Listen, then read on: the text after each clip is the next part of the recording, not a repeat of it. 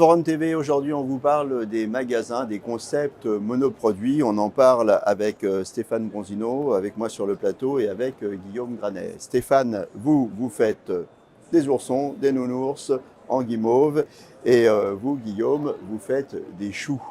Alors, la première question que j'ai envie de vous poser quand on fait du monoproduit, est-ce que c'est un choix passion ou est-ce que c'est un choix marketing?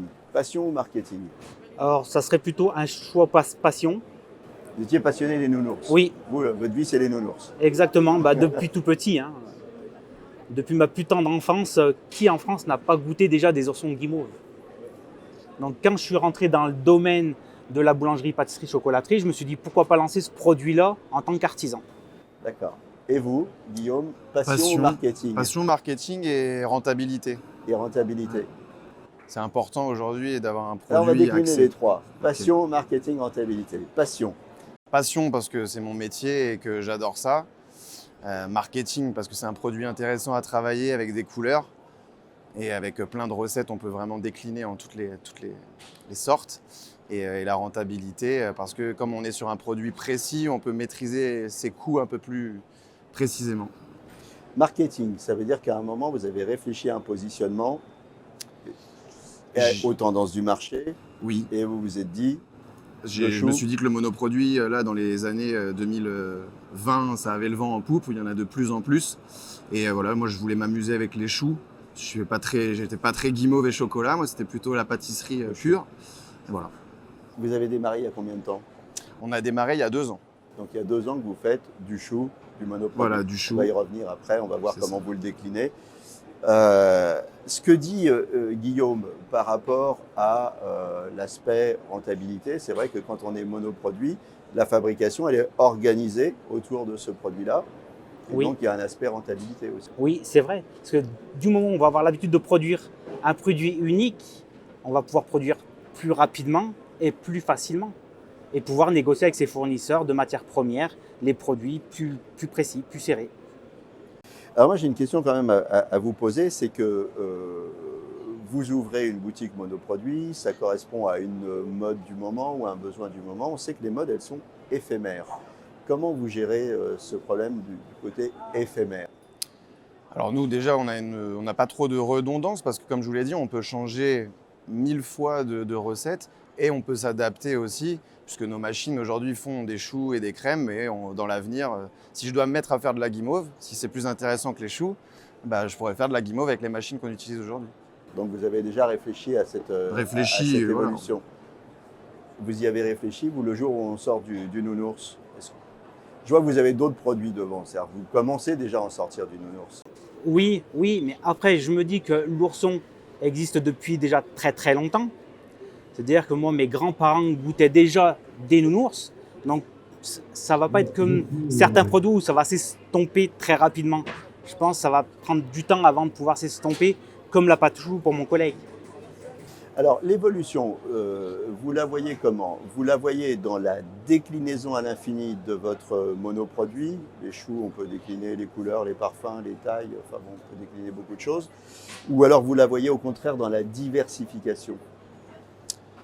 Plutôt dans la déclinaison, parce qu'on le voit quand on commence à élargir le spectre. Les gens viennent pour les choux, on fait aussi un peu de macarons, mais 75% de nos ventes aujourd'hui, c'est les choux. Donc vraiment se concentrer parce que trop partir, on devient plus monoproduit et on peut tout faire, des croissants, des brioches, tout va se vendre. Vaut Donc mieux on perd rester son ciblé. identité. Oui. Voilà. Alors la diversification, ça peut être aussi de dire j'ouvre plusieurs boutiques, plusieurs points de vente. Je reste monoproduit, mais C'est ça. Et aujourd'hui, voilà, nous, on est en train de travailler sur un deuxième point de vente. Donc au courant fin juin, on va ouvrir le deuxième point de vente et peut-être la franchise derrière. Et voilà, on voit un peu expansion. Pareil sur un produit facile à fabriquer en grande quantité pour maîtriser les coûts et avoir plusieurs points de distribution. pareil, même question pour vous. La diversification, c'est travailler d'autres produits ou alors c'est, par exemple, on dit on fait des nounours, on va faire d'autres, on va faire, je sais pas, des chiens, des chats. C'est quoi la diversification? Alors pour moi, la diversification, ça va être vraiment dans différents parfums d'ourson. Je veux vraiment rester quand même sur la forme d'ourson parce que c'est ce qui nous rappelle notre enfance à tous, hein, vraiment. Et je vais me diversifier peut-être aussi sur d'autres chocolats, c'est-à-dire des bonbons fourrés qui est fabriqué avec la même machine que la guimauve.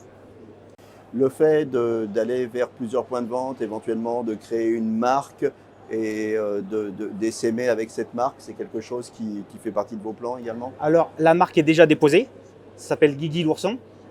Ça, c'est déjà fait. Après, avoir un deuxième point de vente, ce n'est pas dans notre projet immédiat, parce que le magasin qu'on vient de créer, il a tout juste 1 an. Donc, on va attendre de voir un petit peu les ronds tomber sur celui-ci. Et après, oui, pourquoi pas en ouvrir plusieurs à la suite. Vous évoquiez tout à l'heure la montée en volume, la standardisation de la production. En fait, ça va avec l'ouverture de plusieurs points de vente et le début d'une mini-chaîne. Oui.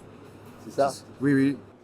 C'est ce qui est intéressant. Plus on aura de points de vente, plus on va produire, plus on va réduire les coûts. On revient toujours Donc c'est quoi le plan? C'est j'ai une boutique, j'en ai éventuellement une deuxième, après j'ai un labo central et après je peux enchaîner, c'est ça? Exactement. En tout cas, nous, de notre côté, c'est l'idée. Et le dossier de devenir franchiseur est déjà terminé. Maintenant, on va éprouver le second point de vente et derrière ouvrir 2024-2025 pour les franchisés. Absolument.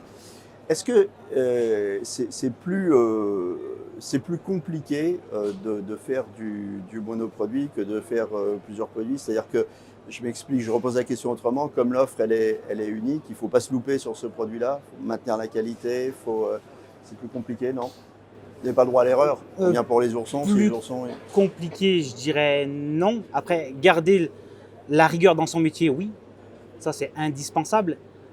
Alors moi, au jour d'aujourd'hui, je serais peut-être un peu plus pour diversifier mon offre, vraiment proposer mes produits dans des épiceries fines, par exemple, chez les hôteliers.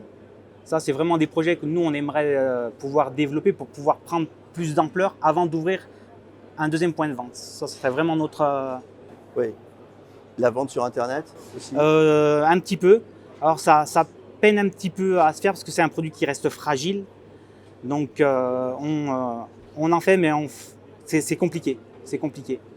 C'est intéressant la piste évoquée par Stéphane, c'est-à-dire qu'à partir du moment où on a mis en place une marque, un concept, effectivement, on peut avoir plusieurs points de vente, mais on peut aussi le vendre à d'autres artisans, à des restaurateurs.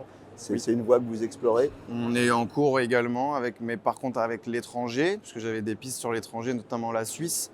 Après nous, plutôt en marque blanche, vendre les produits comme ça en sous-traitance. C'est quelque chose qu'on est en train de mettre aussi en place pour faire du chiffre. Parce qu'on ne peut pas que compter les boutiques, les 10, 15, 20 ne vont pas s'ouvrir du jour au lendemain. Il faut qu'on génère des trésoreries aussi.